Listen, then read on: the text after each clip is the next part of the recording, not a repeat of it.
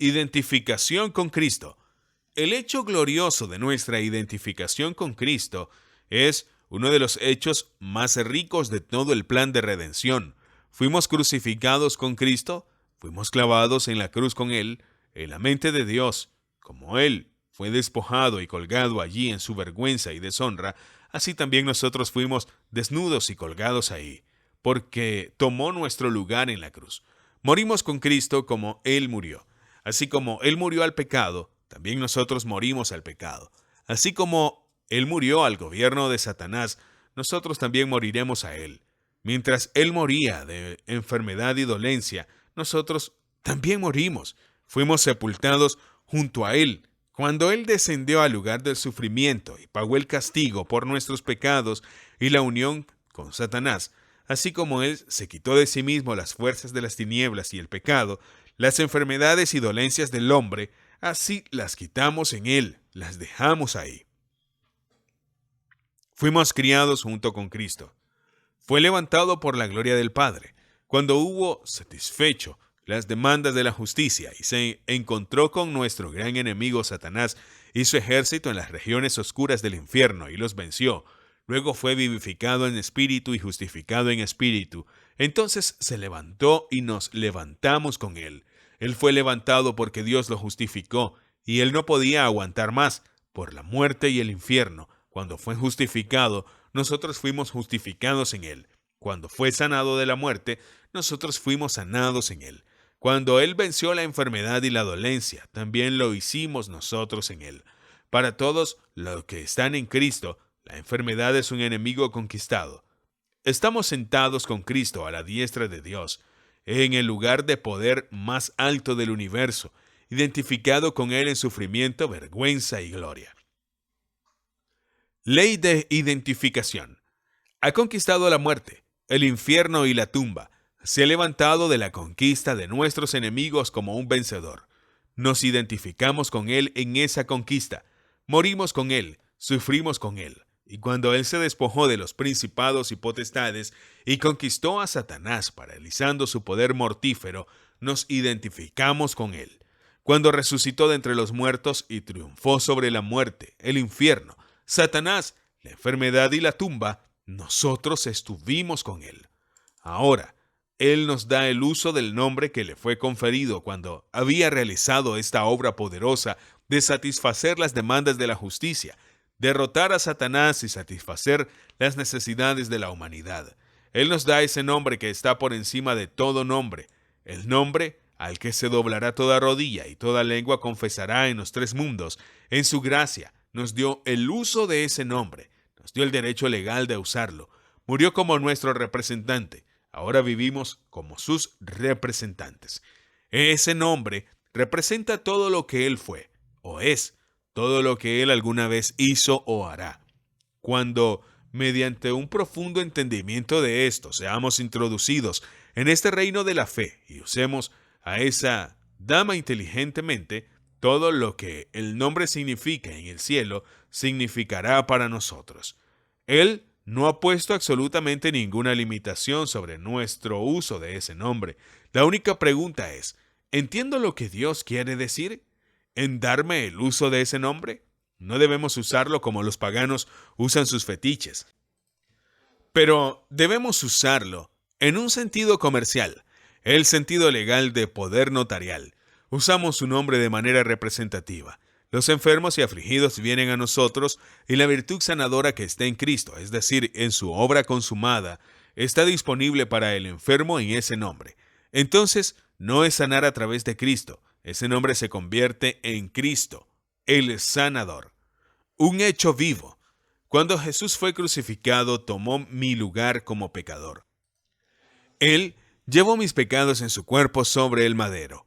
Él llevó mi vergüenza que vino por mi unión con Satanás. Él llevó mis enfermedades que Satanás me había impuesto. Él llevó mi juicio, que era mío, debido a mi unión con el enemigo de Dios.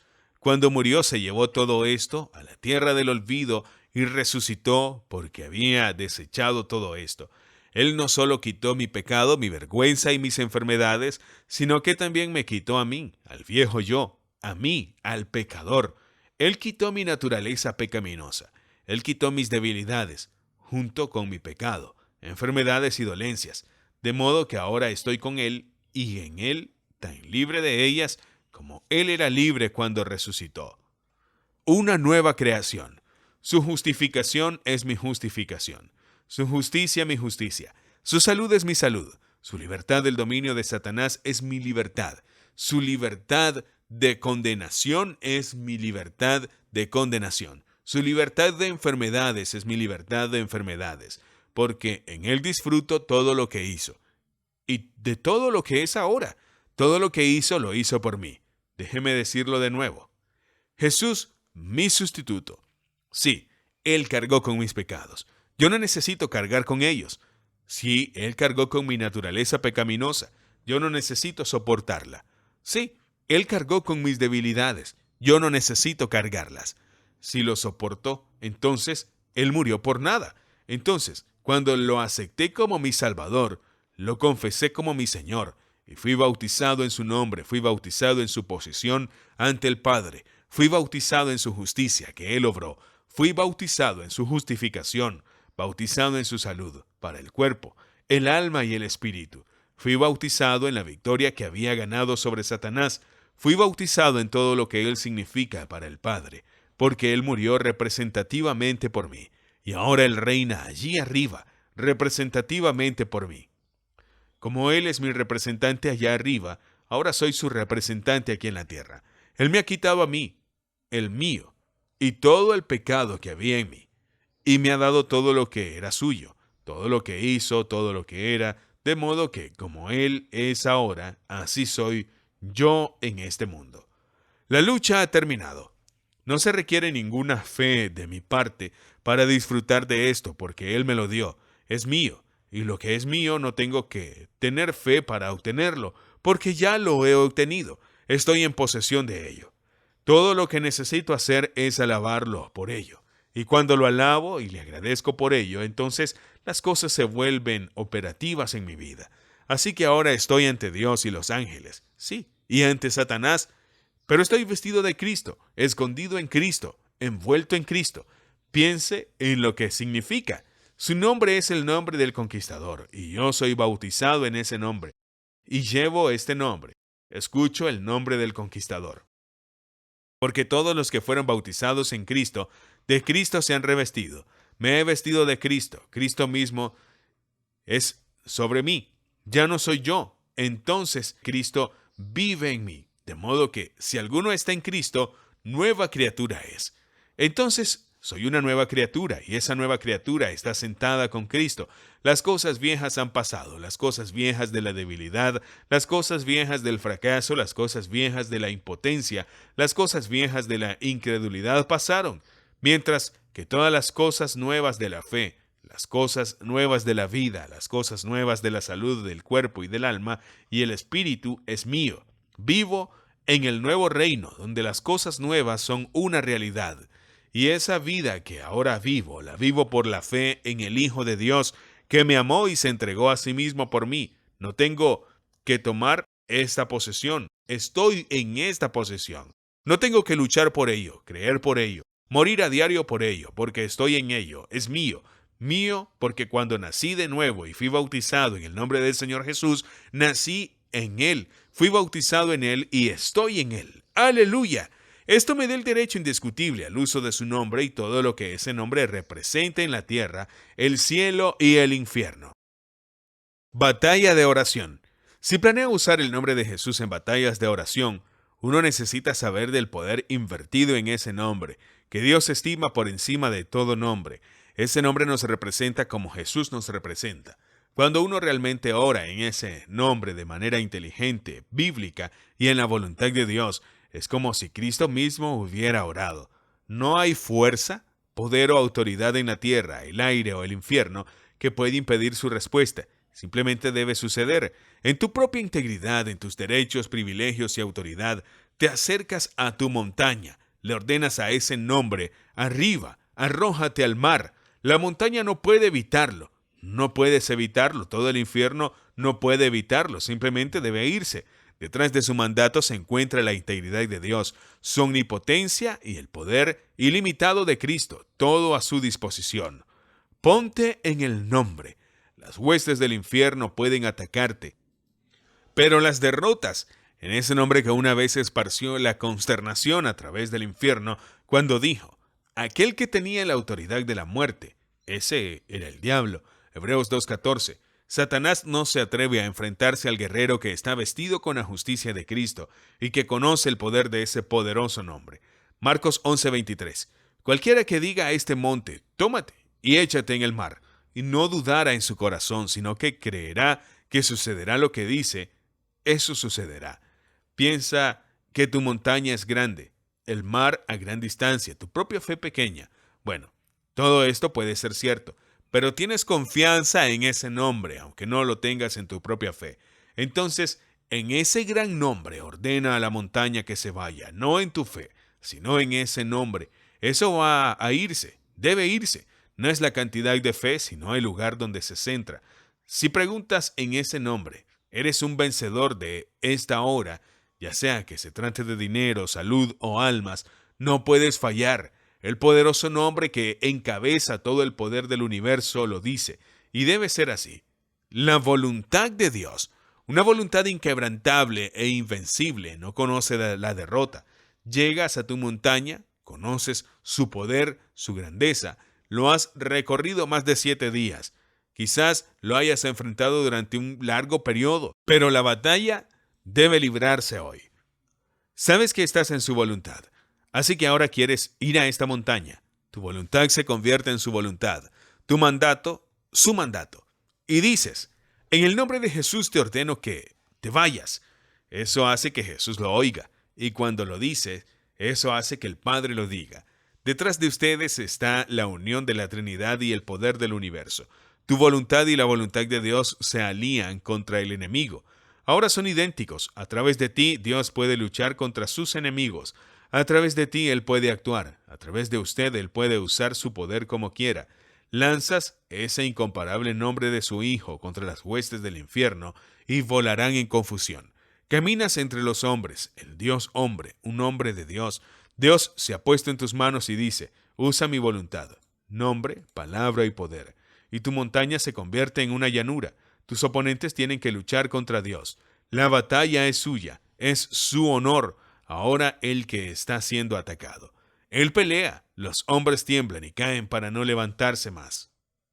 Cíñete con el nombre. Cuando las huestes del mal vienen contra ti, reúnes toda tu energía moral, mental y espiritual, y en el nombre de Cristo te arrojas contra ellas. Eres parte de ese nombre. Como eres parte de Dios, por lo que tu victoria debe ser completa. Estás identificado en Cristo en todo lo que Él es. Fue o será. Tu enemigo puede ser terco y resistirte, pero tu voluntad está establecida.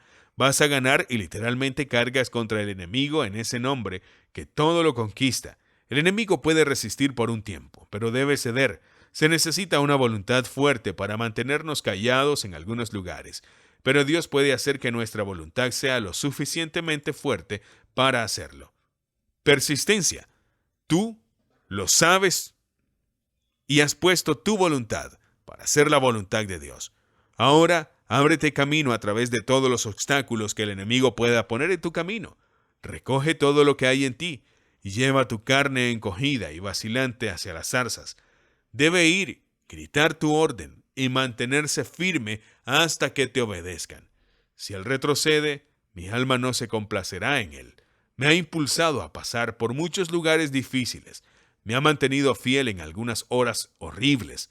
Si ha agarrado el arado, esperé hasta que el campo esté terminado. Estos hombres y mujeres de rodillas débiles son un ejército triste. Mire hacia esa montaña. Eso es tuyo. Todo el lugar donde pisará tu pie te lo he dado por herencia. Esta bendita e inspiradora promesa recibió a Israel cuando se enfrentaron a la tierra prometida. Las huellas significaban posesión, pero deben ser sus propias huellas. Nuestro Josué nos da el mismo incentivo para la conquista. Cada promesa del Nuevo Testamento sobre la que ponemos nuestros pies es nuestra. La rica llanura de la sanidad es tuya si simplemente pones un pie allí. Las tierras altas del poder espiritual son tuyas, aunque Anak pueda vivir ahí. Es tuyo. Si quieres, vocifera contra él y lo expulsas de sus fortalezas con el poder del nombre. Todas las benditas promesas del antiguo libro son tuyas. ¿Y por qué estás tan flojo para subir y poseer tu tierra? Entre usted y sus posesiones, en esa enorme montaña se cierne. Reúna sus fuerzas y en ese nombre todo suficiente, vaya contra eso. No te rindas hasta que el último enemigo sea conquistado y te rinda tributo. El tamaño de su herencia depende de la cantidad de tierra que hayas pisado. Puede reclamar tantas promesas y mantenerlas como su propiedad, como haya probado y encontrado verdaderas. Así que sube a esta montaña y hazla tuya. Toda lujuria y pasión pueden ser capturadas y convertidas en un soldado de la cruz si perseveras con una voluntad que no será golpeada ni expulsada del campo. La persistencia es más grande que la genialidad. Satanás sabe que usted se da cuenta de que sus intereses y los de Dios están identificados y que Dios no puede verlo fallar sin verse a sí mismo fallar. Y esto no lo permitirá. Luego, el conocimiento de sus privilegios como hijo de Dios y la voluntad de tenerlos para usted y los demás, junto con un espíritu persistente que no admitirá la derrota, puede arrojar al mar cualquier montaña que se encuentre frente a usted. Ve con esta tu fuerza, y Dios obtendrá la gloria y la victoria. La naturaleza triple del hombre. El hombre es un ser triple, cuerpo, alma y espíritu. La educación del hombre debe cubrir todo su ser. Entrenar lo físico es convertirse en un boxeador. Entrenar solo lo mental es convertirse en un intelectual. Entrenar solo lo espiritual es volverse fanático, pero Dios planeó desarrollar al hombre completo. La naturaleza espiritual del hombre es capaz de una cultura que le permitirá conocer a Dios y tener comunión inteligente con Él. El sueño de Dios era que el hombre fuera su compañero, por lo que sus facultades espirituales estaban originalmente en sintonía con el tono de este sueño. A través de la caída, el hombre se alejó de Dios. Sus facultades espirituales se volvieron gravemente afectadas. Sin embargo, a través de Cristo se restaura esta comunión perdida. La facultad espiritual del hombre es capaz de un desarrollo maravilloso. Sin embargo, nuestras instituciones educativas no reconocen sus posibilidades. Nuestro reino. El reino sobrenatural es realmente el reino del creyente. Nadie sabe cuánto se puede desarrollar la mente y el espíritu si el cuerpo se mantiene en perfecto estado. Casi no hay limitación para el desarrollo mental y espiritual del hombre. Hemos tardado en darnos cuenta de que el hombre es espíritu y que su naturaleza espiritual es su naturaleza básica.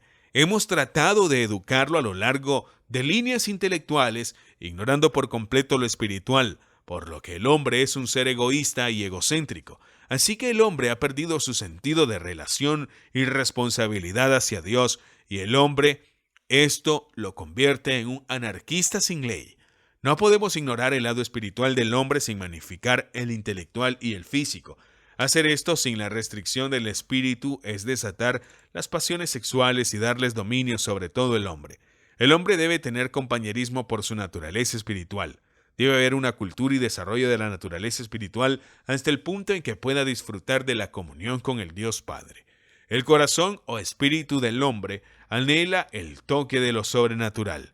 El amor por lo milagroso está en el hombre. El espíritu del hombre no puede ser analizado ni clasificado por la mente. Está por encima de la mente, como Dios está por encima de la naturaleza física. El intelecto del hombre es siempre consciente de las fuerzas sobrenaturales que lo rodean y que no puede comprender ni interpretar. Tal vez esa es la razón por la que el hombre anhela hacer milagros. El grito del alma por milagros. La curiosidad por los milagros está profundamente arraigada con el hombre. El hombre fue creado por un Dios obrador de milagros, y el hombre siempre anhelará obrar milagros. El reino sobrenatural es realmente el reino del hombre. El pecado nos ha cegado y nos ha impedido encontrar la puerta secreta que nos llevará de regreso a nuestro estado perdido. Pero el hambre está ahí, y el milagro es la forma de llevar al hombre a Dios. Existe un elemento milagroso en el cristianismo de hoy. ¿Terminaron los milagros con la muerte de los discípulos? ¿Son los llamados milagros que los hombres dicen realizar hoy en día fraudulentos o puramente psíquicos? Estas son preguntas que no podemos ignorar. Ha llegado un alejamiento por parte de las iglesias. El modernismo domina las grandes fuerzas religiosas de la cristiandad. Su negación del elemento sobrenatural en el cristianismo lo convierte simplemente en una religión ética. Por otro lado, tenemos a aquellos que están luchando por un elemento milagroso original en el cristianismo, pero declarando que los milagros cesaron con la muerte de los apóstoles, que el cristianismo no necesita lo milagroso hoy para convencer a los hombres de la deidad de Jesús. Luego tenemos un tercer grupo que afirma que todavía se están realizando milagros, que los enfermos sean sanados, que las oraciones sean contestadas y que Dios es una realidad viva en la vida diaria del creyente. No podemos ignorar el asombroso crecimiento de la ciencia cristiana, unidad, nuevo pensamiento y espiritismo. Las personas que acuden a ellos no son las masas ignorantes, sino las más cultas y ricas de la tierra. Y su atractivo más fuerte es el elemento sobrenatural de sus supuestas religiones.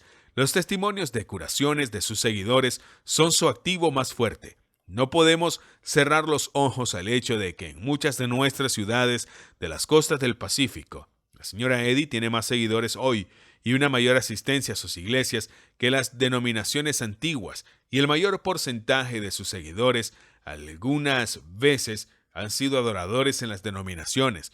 Los han abandonado porque creen que están recibiendo más ayuda de las enseñanzas de la señora Eddy que de los predicadores. Te dirán cómo fueron sanados y cómo este extraño culto les ayudó en su vida espiritual.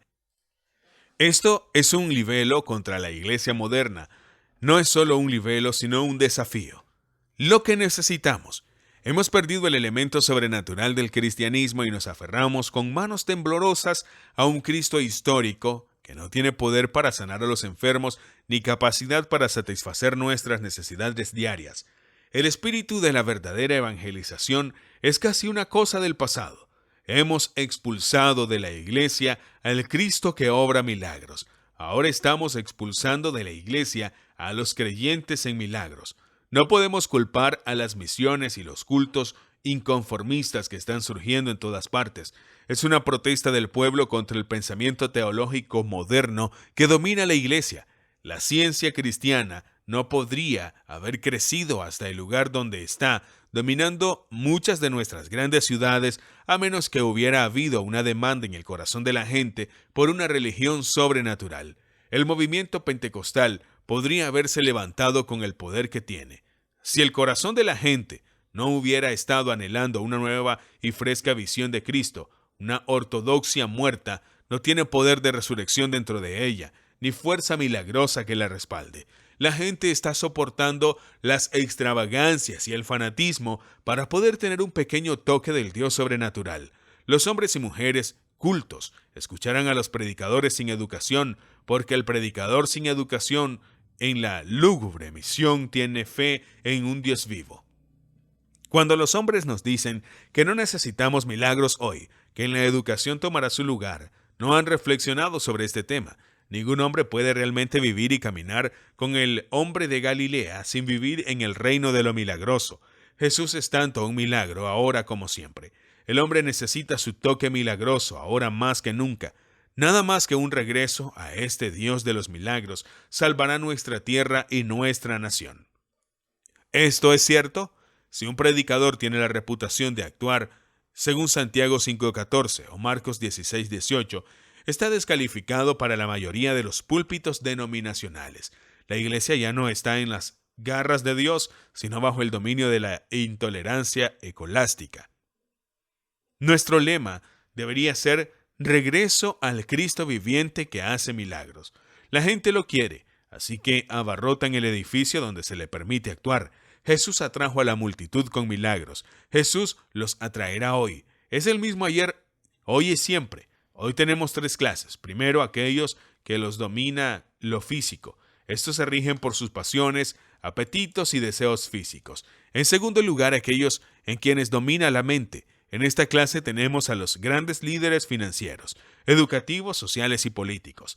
Un desarrollo puramente intelectual convierte al hombre en un activo peligroso para la sociedad. Desarrolla su ego, su egoísmo y su autoconciencia. En tercer lugar, aquellos en quienes domina el espíritu. Estos son los grandes líderes espirituales de la iglesia de hoy, hombres que buscan restaurar al hombre a su reino espiritual original. Desarrollo triple. Debe haber una educación triple para que la sociedad sea sana, segura y progresiva. Un logro puramente intelectual carece de equilibrio, carece del gobierno y la disciplina que solo lo espiritual puede dar. Esto explica la ola de delitos que se están extendiendo por la tierra. Durante 2 generaciones hemos estado desarrollando lo físico y mental a expensa de lo espiritual.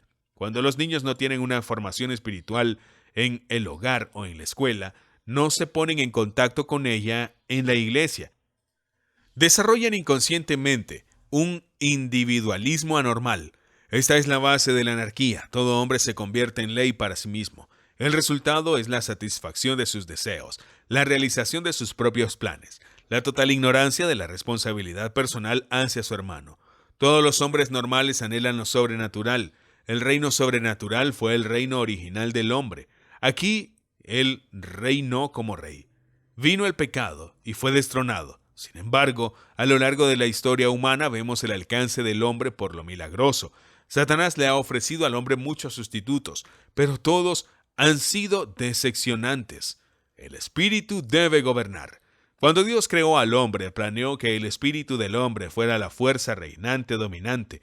El pecado destronó al espíritu e hizo que el cuerpo o la mente dominaran. La humanidad está dividida entre aquellos cuyas mentes gobiernan el cuerpo y el espíritu y aquellos cuyos cuerpos gobiernan la mente y el espíritu. Entre los grandes líderes del mundo educativo, financiero y social, la mente es dominante. Entre otra gran parte de nuestra tierra, lo físico es dominante. Hace una generación les enseñamos al niño y a la niña que deben mantener el cuerpo debajo o los destruirá. Hoy en nuestras escuelas secundarias, lo físico ha ganado preponderancia. El cristianismo devolvería el espíritu al lugar de dominio si tuviera la oportunidad. El hombre debe tener alimento para su naturaleza espiritual. La naturaleza espiritual del hombre debe ejercitarse, desarrollarse, cultivarse, hasta que gane predominio sobre lo intelectual y lo físico. Cuando esto se convierte en realidad, el hombre se aleja de la anarquía. Este despertar de la naturaleza espiritual del hombre nos da nuestra conciencia moral. Desarrolla en nosotros una responsabilidad hacia nuestro prójimo. Que un hombre sea educado mentalmente es educado 1/3. Ser educado física y mentalmente es ser educado en 2/3. Pero educar mental, física y espiritualmente es una educación completa. El porqué del bolchevismo. Dejar de lado lo espiritual y magnificar lo mental convierte al hombre en anarquista, en una fuerza desequilibrada, sin gobierno y peligrosa en el mundo. Elimina lo sobrenatural del cristianismo y su sabor se desvanecerá. Se elimina el elemento que lo hace atractivo para los jóvenes. El cristianismo debe tener un Dios vivo en él, uno que gobierna y exige cierto sacrificio, porque la religión sin abnegación fracasará. A través de todas las épocas ha sido una batalla de lo sobrenatural contra lo intelectual. El Dios de los milagros es el Dios de lo humano, y cuando eliminas lo milagroso, eliminas el elemento atractivo del cristianismo. Compañerismo y relación. Fiel es Dios, por quien fuisteis llamado a la comunión de Jesucristo nuestro Señor. 1 Corintios 1:9. Todo el plan de redención se concentra en esta maravillosa palabra, compañerismo, para lo que significaría en redención y una nueva creación, si Él no tuviera comunión con sus hijos. Los secretos del Señor están con aquellos que están en comunión con Él. La razón por la cual los creyentes no pueden entrar en la palabra y disfrutar del fruto y los privilegios en Cristo es porque su comunión está rota o tienen un tipo de comunión muy baja. La felicidad del hogar está en la comunión entre los miembros de ese hogar. El verdadero fruto de la vida es el compañerismo. Nunca habría un divorcio si el esposo y la esposa no hubieran roto el compañerismo. Cuando están en comunión desean tener hijos. Cuando están fuera de la comunión se acobardan ante la sola idea de ello. Cuando se rompe la comunión simplemente viven juntos, se soportan el uno al otro. El deseo de tener compañerismo es la razón del matrimonio, y el gozo del compañerismo es el fruto del matrimonio. Cuando uno nace de nuevo y se convierte en una nueva creación, el gozo más alto que el espiritual ha conocido proviene de su comunión con el Padre y con Jesús y la palabra. Lo que rompe el compañerismo en el hogar es el acto irreflexivo y la palabra o mirada poco amable. Hiere el corazón, lastima la naturaleza espiritual. El compañerismo no es una cosa mental, es espiritual. La mente entra en armonía con el espíritu y enriquece la comunión. Cuando se rompe la comunión con el Señor, la Biblia se convierte en un libro cerrado y solo condena y duele. Esa es la razón por la que las personas que están fuera de la comunión no tienen apetito por la palabra, no tienen deseos de orar, no pueden usar el nombre de Jesús con ningún grado de felicidad o gozo. Su naturaleza espiritual está entumecida, como una mano paralizada. El Espíritu dice, lo que hemos visto os lo anunciamos para que tengamos comunión con nosotros. Y verdaderamente nuestra comunión es con el Padre y con su Hijo Jesucristo. Estas cosas os escribo para que vuestro gozo sea cumplido. Primera de Juan 1, 3 al 4. ¿Entiendes la diferencia entre felicidad y alegría? La felicidad proviene de la asociación correcta. El gozo proviene de la comunión con el Padre a través de la palabra. Es una experiencia extraña y dulce recibir respuesta a la oración. Saber que el nombre de Jesús puede echar fuera demonios, puedes liberar a los hombres. Puedes traer gozo al corazón del Padre y gozo a tu propio corazón. Si decimos que tenemos comunión con Él y caminamos en tinieblas, mentimos y no hacemos la verdad. Pero si caminamos en la luz, como Él está en la luz, tenemos comunión unos con otros, y la sangre de Jesucristo, su Hijo, nos limpia de todo pecado. Nuestra comunión es triple, con el Padre, con la palabra y unos con otros. Y yo también podría agregar con nosotros mismos. Cuando tu comunión se rompe, sabes que has perdido algo y peleas con tu propia mente y te acusas de haber hecho algo para romper tu comunión y perder tu gozo. Si somos tan imprudentes al decir que no hemos pecado ni hecho nada para romper nuestra comunión, estamos diciendo una mentira, porque el Padre nunca retira su comunión de nadie que esté caminando en la luz. Primera de Juan 2, 8 al 9. El que dice que está en la luz y aborrece a su hermano, hasta ahora está en tinieblas. El que ama a su hermano permanece en luz y no hay tropiezo en él. Sino el que anda en tinieblas no sabe a dónde va. Su espíritu está en tinieblas. Pero Primera de Juan 1:9 dice, si confesamos nuestros pecados, Él es fiel y justo para perdonar nuestros pecados y limpiarnos de toda maldad. En Primera de Juan 2:1, estas cosas os escribo para que no pequéis, y si alguno hubiere pecado, abogado tenemos para con el Padre, a Jesucristo el justo. En el momento en que rompe el compañerismo, debe decir, Padre, en el nombre de Jesús, perdona. Y tu abogado, sentado a la diestra del Padre, toma tu caso y restaura tu compañerismo roto. No es seguro estar fuera de la comunión por un momento, porque cuando estás fuera de la comunión, estás en comunión con Satanás, sin protección. Tú ves eso, estás en la oscuridad y no puedes tomar decisiones sabias, no puedes obtener su voluntad. Nunca serás conducido a falsas enseñanzas mientras estás en comunión con Él. Cuando rompas tu comunión, no significa que haya roto su relación. Sigue siendo su hijo. Solo Él puede romper tu relación. Solo tú puedes romper tu compañerismo.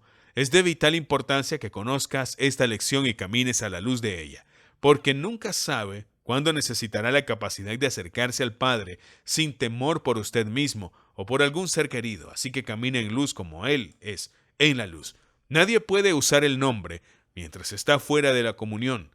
Es de vital importancia que uno se mantenga en la comunión más plena en todo momento. Nuestra iniciativa espiritual en oración. El obstáculo a nuestra iniciativa espiritual en la oración proviene del descuido de la lectura y la alimentación de la palabra. Principalmente es evidente de un tipo bajo de compañerismo espiritual.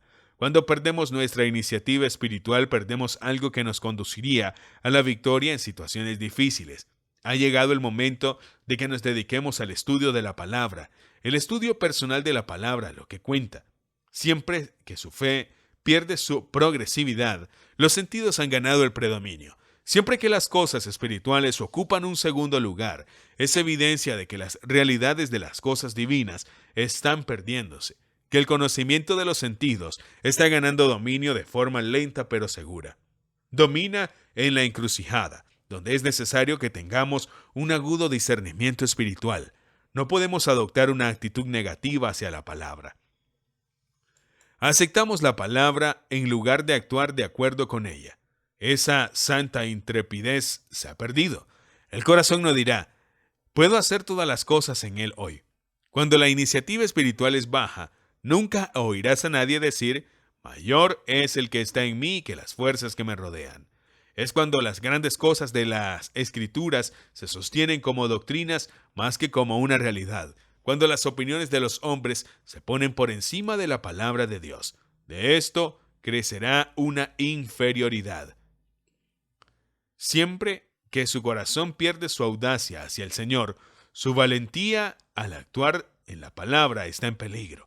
La vida de oración ha perdido su realidad y las cosas de los sentidos han ocupado su lugar. ¿Ves que es una verdadera enfermedad espiritual? Ahora el cuerpo se vuelve indefenso. La mente, donde la enfermedad y el miedo crecen y maduran, está bajo el dominio de un poder externo y tú estás en una condición peligrosa. La cura es volver a la palabra, entregándose a ella, tomando resueltamente su lugar. Rehúsa renunciar a tu confesión. Tu responsabilidad. Hemos visto las maravillosas posibilidades que le pertenecen al creyente, que conoce la autoridad y el poder que está investido en el nombre de Jesús, y este conocimiento conlleva una responsabilidad que no puede ser ignorada. Nunca podrás ser el mismo tipo de cristiano que has sido en el pasado.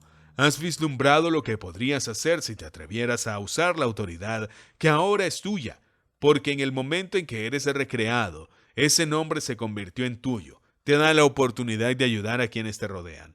La mayoría de nosotros hemos sido educados para juzgar nuestras debilidades y fallas y para pensar en nuestra falta de capacidad. Pero hay enfermos y necesitados que podrían ser ayudados a través de ese nombre. Hay personas atadas por hábitos a quienes Satanás gobierna con mano despiadada que podrían ser liberadas si usted tomara su lugar. Quiero que noten la distinción entre Juan 14, 13 al 14 y Juan 16, 23 al 24. Y todo lo que pidieres en mi nombre lo haré, para que el Padre sea glorificado en el Hijo. Si pedís algo en mi nombre, lo haré. Con esto va Marcos 16, 17 al 20. El que creyere y fuere bautizado será salvo. El que no crea será condenado. Estas señales acompañarán a los que creen. En mi nombre echarán fuera demonios, hablarán en nuevas lenguas, levantarán serpientes. Si bebieran cualquier cosa mortal, de ninguna manera los lastimará. Sobre los enfermos pondrán las manos y sanarán. Y ellos, saliendo, predicaron en todas partes, ayudándolos el Señor y confirmando la palabra con las señales que le seguían. Fíjense bien, esta escritura difiere de Juan 16, 23 al 24, donde Jesús dice, y en aquel día no me oraréis. De cierto os digo que si pedís algo al Padre, Él os lo dará. En mi nombre, pedid y recibiréis, que vuestro gozo sea cumplido. En esta escritura está orando el Padre en el nombre de Jesús. En tus alabanzas y peticiones vienes al Padre en el nombre de Jesús. En la otra escritura no estás orando, pero estás usando la autoridad del nombre para sanar a los enfermos, expulsar demonios y liberar a hombres y mujeres. Hechos 3, 1 al 10 ilustra esto. Pedro no oró cuando le dijo al impotente, en el nombre de Jesucristo de Nazaret anda. No hay registro de su oración por enfermos en el libro de los Hechos. Simplemente les impusieron las manos y ordenaron al adversario que se fuera y que los enfermos se levantaran y caminaran. En Marcos 16 puede ver que en el momento en que un hombre nace de nuevo, se espera que comience a usar ese nombre. Pones tus manos sobre los enfermos y dices, la enfermedad abandona este cuerpo. Otro hecho asombroso fue que el nombre se usaba principalmente para sanar a hombres y mujeres que no eran cristianos. Evidentemente, fue el método de Dios para anunciar el ministerio, para que pueda poner sus manos sobre los inconversos. Cuando se da cuenta de que esta autoridad se ha otorgado a los miembros individuales del cuerpo de Cristo y no solo al ministerio, pone la responsabilidad directamente sobre cada creyente. No solo eres un miembro del cuerpo, sino que te has convertido en un miembro responsable de ese cuerpo. Otro hecho significativo es que la palabra fe o creer no aparece en estas escrituras del Evangelio de Juan. Es evidente que el creyente tenía el derecho legal al uso del nombre, y no era un problema de fe, sino de obediencia para usar la habilidad que Dios le había dado. Últimas palabras. ¿Has leído este extraordinario libro? Muchos piensan que es uno de los mensajes más destacados que se le ha dado a la Iglesia en los últimos 50 años. ¿Cuál es tu responsabilidad después de haber escuchado esto? ¿No debería ayudarnos a dar este mensaje a los hombres y mujeres que lo necesitan tan desesperadamente? Este libro ha cambiado la vida de oración y el pensamiento de cientos de miles de personas. Se dice que la primera edición de 10.000 ha cambiado la vida de oración de toda la costa del Pacífico, donde quiera que haya ido esta verdad. El libro ha sido traducido al chino y ha tenido un gran ministerio ahí. ¿No sería posible para usted invitar a algunos de sus amigos a su casa y comenzar una clase de Biblia? Revisando este libro y leyendo cuidadosamente con su Biblia en sus manos, también deberías leerlo junto con mis otros libros. En la última página se encuentra una lista de mis otros libros. Estos libros te ayudarán a enseñar la palabra de tal manera que puedas convertirte en una bendición para el mundo. Si uno comprende lo que está escrito en este libro, nunca tendrá que vivir una vida de derrota. Escríbanos cuáles son sus reacciones y si desea ayudarnos a distribuir este tipo de literatura, debería leer El Padre y su familia, un libro que revela una verdadera concepción de nuestra redención.